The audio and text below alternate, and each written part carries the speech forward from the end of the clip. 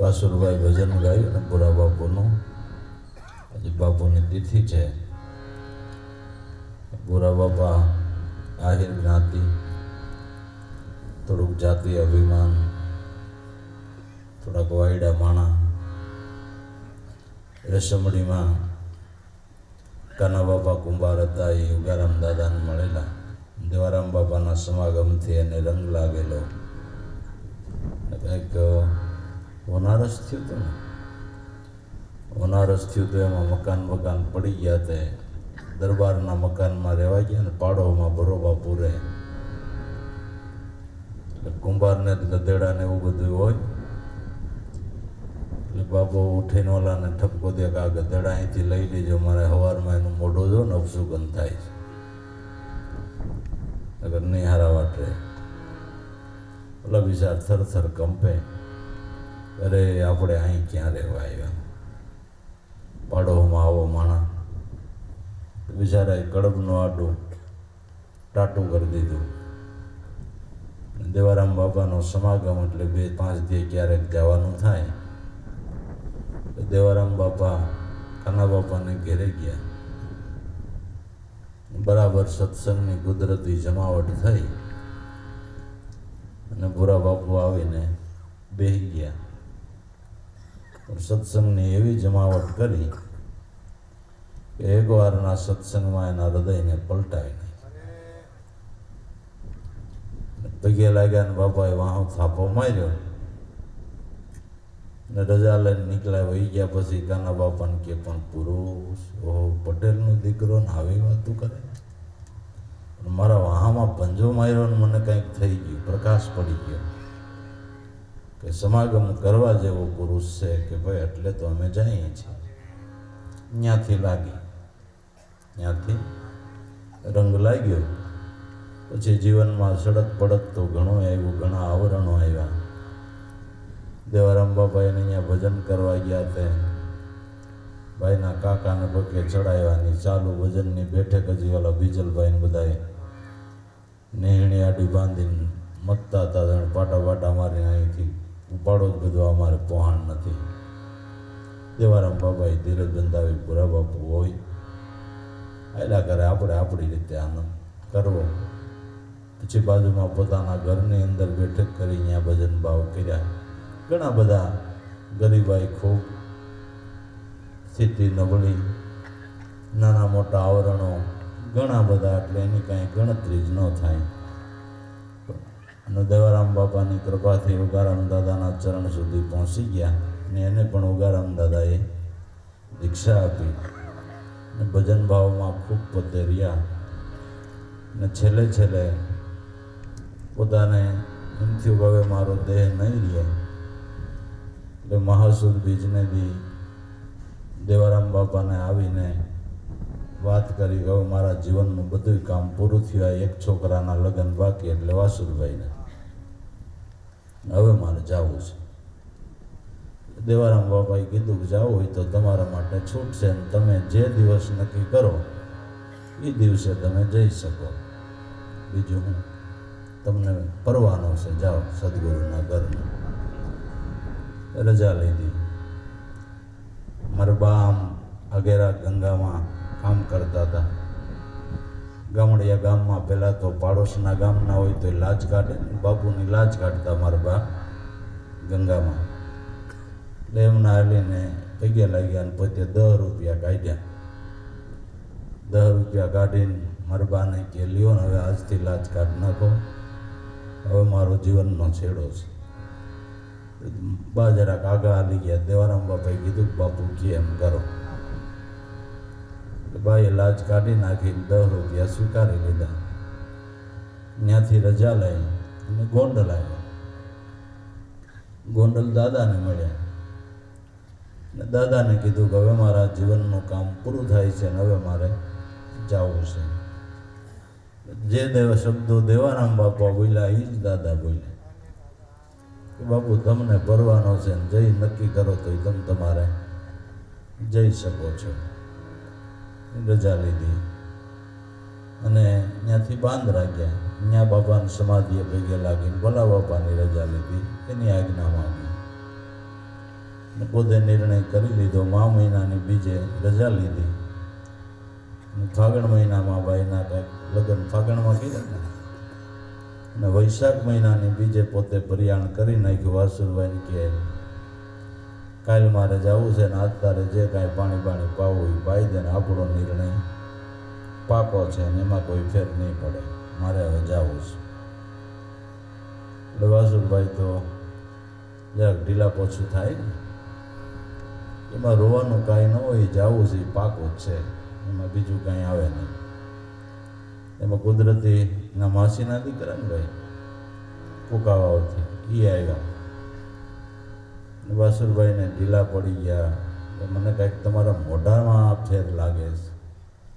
એટલે બાજુમાં તઈ તો પડતર જમીન હતી એટલે ખર્ચો પાણી ગયા ને બોલો જે હોય કે બીજું કાંઈ નહીં, પણ કાલે મારા બાપુ વહી જવાના. કરે હોય નહીં એમ જવાતું પણ વહી જવાના છે, હે કે વહી જવાના, મને પાકું કીધું છે. એ પોતે ટાઈમ નક્કી કર્યો હતો એ પ્રમાણે ભાઈને કહેવું મને નવરાયું, નવા કપડાં પહેરાય, નવા કપડાં પહેરીને પાઘડી બાંધીને પછી જીવન ભગતનું ભજન લલકાર્યું. કોટમાં પુરાણા દીનાનાથ સાંભળ્યા મારી વેલેરી કરજે વાર. અને તાણી તો બાજુમાં ઓલા કહેવા માંડી ધનીમાં એ આવ્યા, કેમ ભૂરાભાઈ વૈરાગ ફાટી જાય કે આ ફાટી ગયો.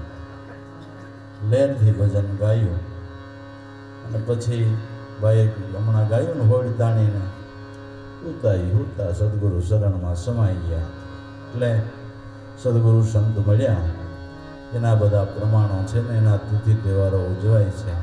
અને આજે આટલા વર્ષો પછી ભાઈએ ગુરુ ભક્તિનો ભાવ જાળવી રાખ્યો. એ સંતોની દયાને કૃપા, પોતાની યથાશક્તિ જેથી કાંઈ નહોતું તેથી પણ શાક રોટલા કરી અને તિથિ તહેવાર કાયમ ઉજવે, 500 ભેળા મળે ને એ બધો લાભ. એટલે બધા સંતોની દયા કૃપાથી આ પ્રણાલિકા એમને જળવાઈ રહીને એક પુરુષ આયર જ્ઞાતિ એમ પાકી ગયો કહેવાય, એક પુરુષ આયર જ્ઞાતિની અંદર પાકી ગયો કહેવાય. અને ધનવંદનથી સદગુરુને સેવી લીધા અને ભાવ પ્રેમ પણ એનો એવો. પીપળિયા ઘણીવાર રોકાતા, વાડીએ ઊંડાણની ઈચ્છા તો એની ન્યા હોત સમાધિ લેવા નથી આપણી વાડીએ, એવો એનો ભાવ હતો. એટલે મહાપુરુષો સંતોની દયા કૃપા કાયમને માટે જે અંશ સદગુરુને ભજાય એના ભેળા કાયમ છે એમ ભાઈ. પણ આ તો નથી કહેતા કે જીવતા જાગતા જાણવા નહીં બહુ કઠણ છે, જીવતા જાગતા જાણવા કઠણ છે. અને એણે વાસુરભાઈને ભલામણ કરી હતી જો સુખી થવું હોય તો આ પુરુષો છે આના પગ ન મેલવા, બીજું મારે કાંઈ તને ભલામણ કરવાની થતી, બીજી કોઈ ભલામણ કરવાની થતી ને તારે સુખી થવું હોય તો આ પુરુષના ચરણ ગમે એવા સમયની અંદર મેલતો નહીં. તો કુદરત જેમ મારા કામ કર્યા એમ તારાય કરશે એમ કર્યા અને સફળતાના આરે વૈજ્ઞાન શૂન્યમાંથી સર્જન હોત કરી દીધું અને લીલા લહેર વર્તાવી દીધા. એક દી એક હાંધે 13 તૂટે એવી વાસુરભાઈની પરિસ્થિતિ હતી. અને દેવારામ બાપાને ચા પાણી પીવા ગયા ને ચા પાણી પી ને દાઢી હાથ નાખીને દેવારામ બાપાએ કીધું કે જેથી જ્યાં સુધી આ છોકરો મોટરસાઇકલ લઈને ન ફરે ત્યાં સુધી મને શાંતિ ન થાય. છોકરો મોટરસાઇકલ લઈને ન ફરે ત્યાં સુધી શાંતિ ન થાય. ગામના પોલાભાઈ માસ્તર એ બાપાને જુગારામ દાદાને મળેલા, કાંઈ નથી વાસુર મોટરસાઇકલ બાપા કે પણ કેમ થાય કે પણ હવે એ બોલ્યા, મેં કાંઈ નથી કીધું, એને લહેર આવીને કીધું મોટરસાઇકલ હું 4 વ્હીલ થઈ ગયું, 4 વ્હીલ થઈ ગયું. હે કલ્પનામાં ન હોય એવા કામ સદગુરુ કરી દે. પણ વિશ્વાસની વાતો છે ને બધી, શ્રદ્ધા વિશ્વાસ સદગુરુના નામની નેકટેક આ એની બધી વાતો છે અને એના કામ કુદરત મહારાજ કરે છે.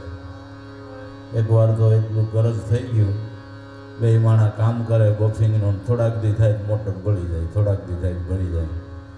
અને ઓલા જેની પાસેથી મોટર લીધી કેની પાસે લીધી હતી શેઠ પાસેથી મોટર લીધી હતી ને એનો કાંઈ પૈસા ન ભરાણા એટલે જણ મૂંઝાઈ ગયો ને થોડાક દી થાય પડી જાય એટલે કાંઈ વળતર થાય નહીં, ખાવાય વધે નહીં, મોટરના પૈસા ક્યાંથી દે ને ઓલો કે હું મોટર પાછી લઈ જાઉં, પાછી લઈ જાય તો કામ છે ને કરે તો હાથ પગ ભાંગી જાય, ત્યાંથી ગોંડલ ગયા.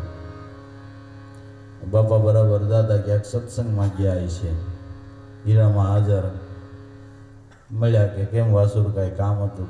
કાંઈ નહીં, આમ તો માં મળવા આવ્યો હતો પણ હવે મારા બાપા નથી કે કાંઈ કાલે આવશે. એટલે જઈને ઉઈ આવ્યા પોતે તો દાદા ભજનમાંથી આવ્યા એટલે માએ વાત કરી કે વાસુર આવ્યો હતો, કંઈક કામ હોય કોણ જાણે. બીજે દી સવારમાં જ ઉપડ્યા અહીંયાથી ગોંડલથી બસમાં આવ્યા, બસમાં આવીને સીધા ભાણજીભાઈને ઘેરે ગયા. ભાણજીભાઈ ઘેરે જઈને કે હાલ તારું મોટરસાઇકલ લઈ લે, પણ બાપા પાણી પીઓ કે નહીં, મોટરસાઇકલ લઈ લે. મોટરસાઇકલ લઈને બેઠા વાહે અને વાસુરભાઈને ઘેરે ગયા. વાસુરભાઈ ડામેશિયા ઉપર હુતા રોતા હતા. વાસુરભાઈ એકદમ જાગી ગયા. અરે આવો આવો બાપા, શું છે? એટલા બધા ઘોસવાઈ ગયા કે બાપા આવું છે કે પણ આયરનો દીકરો ઉઠીને હું રોવા બેઠો. કઈ આયર પણ દેખાડી દેવાય એવું થોડું, દાદાના શબ્દ, એક આયર પણ દેખાડી દેવાય એમાં રોવાય થોડું? એટલે કોણ તારા પૈસા માગે? કે હાલો બાપા. ભાણજીભાઈને કે હાલો. એને મોટરસાઇકલ લીધું ને આ સાયકલ લઈને એ શેઠની જ્યાં દુકાન હતી ત્યાં ગયા, પણ મોકે એને કંઈક પ્રસંગ તે દુકાન બંધ.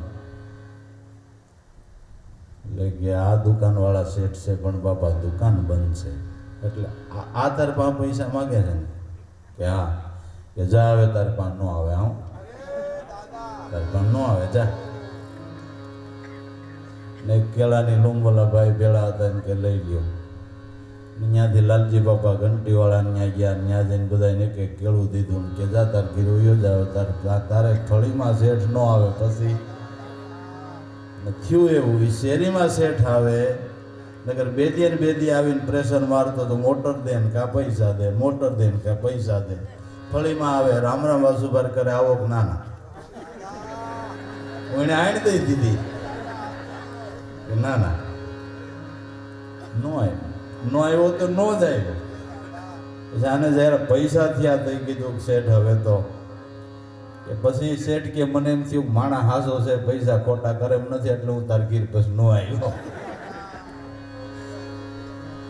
એટલે આપને કઈ જેમ તેમ સંતો નથી મળ્યા હો. હા, ભાઠા નથી સેવ્યા, આ તો હાસા હીરા સેવ્યા. પણ આ તો મહિમા બંધાય ને એની વાતો છે, શ્રદ્ધા બે એની વાતો છે. મહાપુરુષો આપને જાગતા જીવતા પ્રબળ કમાઈવાળા મહાપુરુષો મળ્યા છે. જેટલો ગુણ બાંધીને એટલું બાપા જીવનમાં લાભ થાય.